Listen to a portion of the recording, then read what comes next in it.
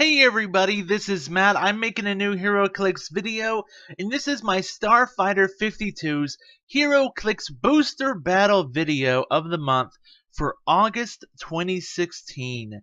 And so if you don't know what a Starfighter 52 booster battle is, basically I open up a booster pack, and depending on what pieces I pull, they're worth different amounts of points. So like, I'm going to post a picture right now that talks about them. So basically, if I pull a chase piece, I get 10 points. If I pull a super rare piece, I get 5 points. If I pull a prime piece, I get 3 points.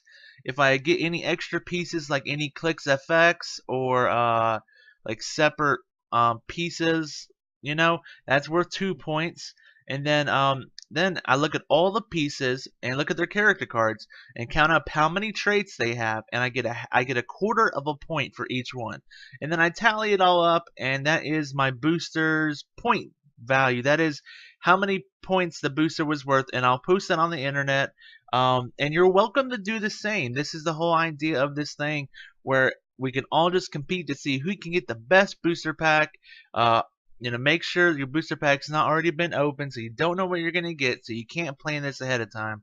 But I try to buy one booster a month just to make this video. So the booster I bought was Uncanny X-Man. Now, my local comic book store, they were sold out of Superior Spider-Man, so I couldn't buy any of them. But honestly, I wanted to buy Uncanny X-Man anyways, because there's still lots of figures in that set I really want to get, and I'm not as interested in the Superior Spider-Man set. So, I mean, there's still lots of pieces in the set. There's pieces I would still appreciate even if I already had them. So, why don't we just get into it and open up the booster? And I don't know which way it's gonna come out, but I'm just gonna pull on it. Okay, I think it's upside down. It's upside down. Okay, now okay, so it's gonna come out. Let's just see what happens. Okay, this is pretty full. It's having trouble coming out. Something. Maybe I should flip it around. Okay, looks like I got Brood Queen with a Kitty Pryde, a Cyclops. Let's see if I can zoom a little bit better in.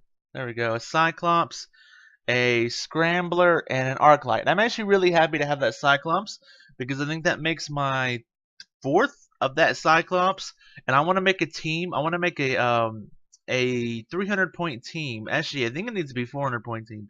But basically, he has range combat expert, and leadership or something, and he gets probability control if he gets leadership. And I want to put an ATA on him, one of the X-Men ATAs, where if the character gets a leadership role, everybody with the ATA gets +1 attack. So you run like 6 of them so that, you'd have the odds of getting 3 leaderships.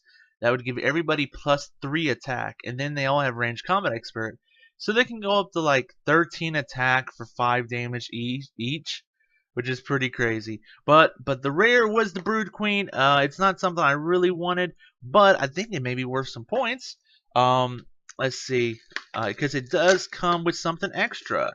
It comes with a little brood egg, which is kind of cool. May need to angle this down a little bit further so you can see well. Okay. Yeah, there we go. It's a cool sculpt. I mean, it really is a cool sculpt. I can't complain. It has a lot going on. And here's a little egg part, so that would count as something extra. It has its own little doll. You can barely see it. Let's see if I can zoom in. Wrong direction. There we go. There we go. So it has 0 attack, 0 speed, 0 damage, 14 toughness, and tiny size. Hey, I like tiny size. It doesn't have a point total, so you can't play it. You can't play it without the Brood Queen though, which is disappointing. But that's cool. So the Brood Queen is a rare, so no points there. Didn't get a chase piece, didn't get a super piece, didn't get a prime piece, but I got an extra piece, so that's worth 2 points. That's worth 2 points, and then we can look at all the cards. Maybe this can be worth if I get lucky, maybe I can be worth like 4 points. Let's see. So we got, ooh, that is so okay. There we go. You got 2 traits here, so that's a half a point.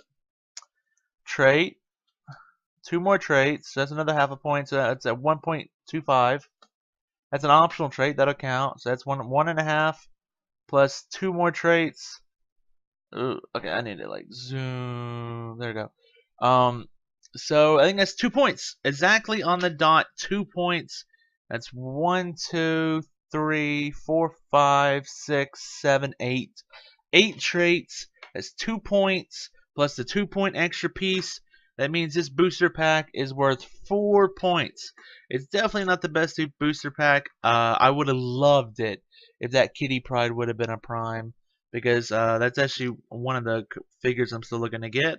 But again, I really like this Cyclops. I guess I will look at this Cyclops. And get it out of the booster pack, which they fixed with Superior Spider-Man. Now you actually pull it out of the top. But this is the Click I was telling you about.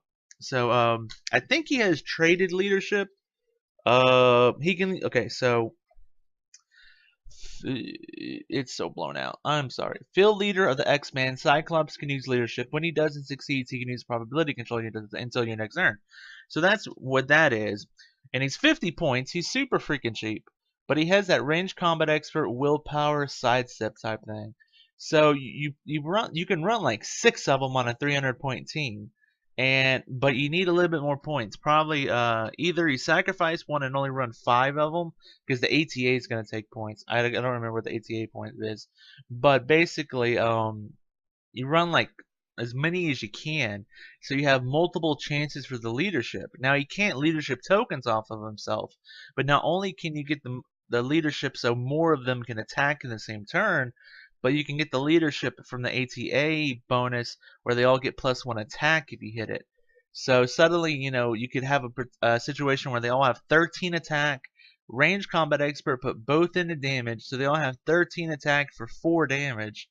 And you're just like, boom, boom, boom, boom. Next turn, do the same exact thing again. Boom, boom, boom, boom, boom, boom.